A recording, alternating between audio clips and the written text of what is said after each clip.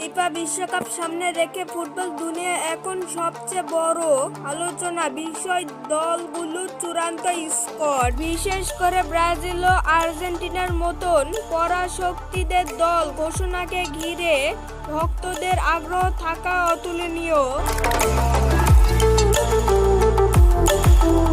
ইতিমধ্যে ফিফা তাদের স্কোয়াড ঘোষণা করছেন। অন্যদিকে আর্জেন্টিনা আনুষ্ঠানিক ঘোষণা না দিলেও চূড়ান্ত দল অনেকটাই ঠিক করে ফেলেছে বলে এবার অপেক্ষা ব্রাজিলের। আর 26 সদস্য বিশ্বকাপ স্কোয়াড ঘোষণা করবেন 5 বারের বিশ্ব champion.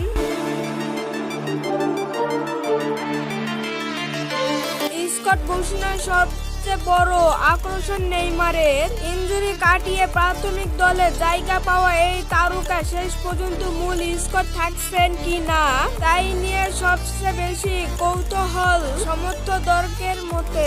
Brazil coach Carlo Ancelotti আজ radio generator museum of tournament থেকে আনুষ্ঠানিকভাবে দল ঘোষণা করবেন।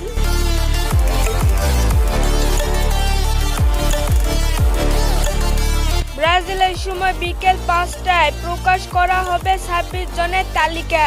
সিবিএফ আয়োজিত এই আনুষ্ঠানিক বিশ্বের বিভিন্ন দেশে প্রায় 700 সাংবাদিক উপস্থিত থাকবেন। Argentina, England, Spain, El Salvador ও বাংলাদেশ সহ বিভিন্ন দেশে গণমাধ্যম প্রতিনিধিদের সামনে আঞ্চলিকটি জানিয়ে দেবেন বিশ্বকাপ মিশনে করা থাকছে এই সালফিউরের দল।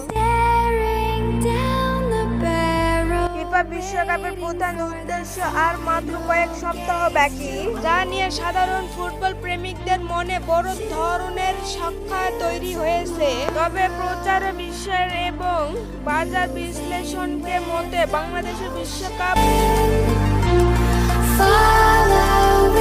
বা খেলা দেখা সম্পূর্ণ বন্ধ হয়ে যাওয়ার কোনো আশঙ্কা নেই। এই নিশ্চয়তার মধ্যে বড় স্বস্তির খবর হলো দেশের প্রথম সরাসরি চ্যানেলটিও প্রথম এখনো বিশ্বকাপ প্রচার নিয়ে আশাবাদী। স্বস্তির কোনো বিষয়ে সংস্থা বিশ্লেষণ হলেও সঙ্গে জেনারেলও আলোচনা চালিয়ে যাচ্ছেন তারা।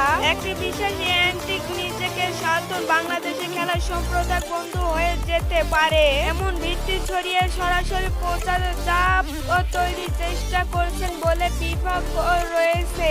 আর কোনো ফুটবল নিয়ে প্রশ্ন থাকলে কমেন্ট করে জানান, পরবর্তী ভিডিওতে রিপ্লাই করা হবে। ধন্যবাদ। আসসালামু আলাইকুম।